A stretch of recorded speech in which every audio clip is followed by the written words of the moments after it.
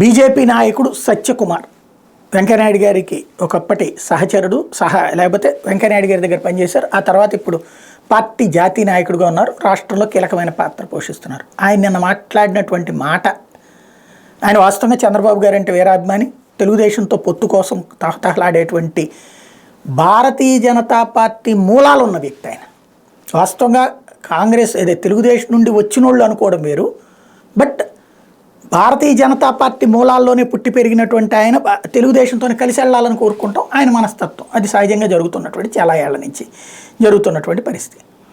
ఆయనకే ఒక కోపం వచ్చింది ఏంటంటే, మధ్యలో నాదెళ్ల మనోహర్ను పవన్ కళ్యాణ్ మధ్యవర్తిగా పంపించడం ఏంటి, ఆ పొత్తు పెట్టుకోవాలనుకున్నప్పుడు వాళ్లే రావాలి కదా, అంటే చంద్రబాబు లోకేష్ రావాలి కదా, వచ్చి కూర్చుని మాతో మాట్లాడాలి కదా అన్నటువంటిది. దాదాపుగా నిన్న వాళ్ళ కార్యవర్గం అయితే, భారతీయ జనతా పార్టీ రాష్ట్ర కార్యవర్గం అయితే మాత్రం ఒంటరిగా పోటీ చేద్దాం, మన సత్తా ఏంటో చూపెడదాం అని తీర్మానించారు.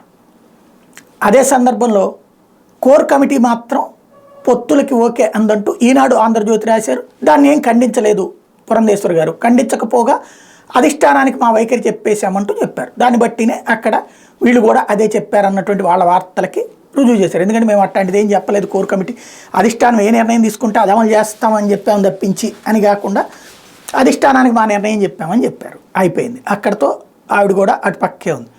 ఇప్పుడు సత్య గారు చెప్పినట్టుగా ఇంకా ఎట్లాగూ ఫైనల్ స్టేజ్కి వచ్చింది కాబట్టి చంద్రబాబు గారు లోకేష్ గారు వెళ్ళి బీజేపీ అగ్రనాయకత్వంతో నడ్డాతో కూర్చుంటారా, లేదు పవన్ కళ్యాణ్ మధ్యవర్తిత్వం ద్వారా ఒక 5 సీట్లు 5 పార్లమెంటును 7 9 ఎమ్మెల్యే అంటున్నారు ఇవ్వడానికి ఒప్పుకుందని, అది తీసేసుకుని సర్దుకుంటారా చూడాల్సి ఉంది.